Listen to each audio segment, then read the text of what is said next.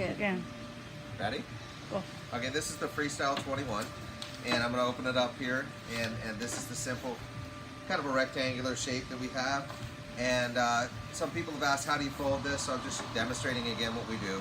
You basically just lay the snapback down on its end, and I tend to grab this corner right here, and I just pull it forward to this point, and then fold it in half, and that allows everything to fall into place.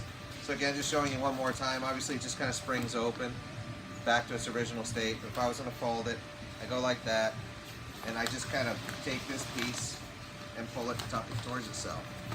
And again, it folds into its natural state. You can even see here that it's not, you might be thinking, oh, that's not perfectly folded, but it's not, that's not the point. If it was to be perfectly folded, this would be a square. It's not, it's a rectangle.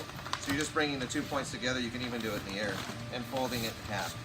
And again, the fabric's gonna pull up, but it's gonna go nicely into your bag.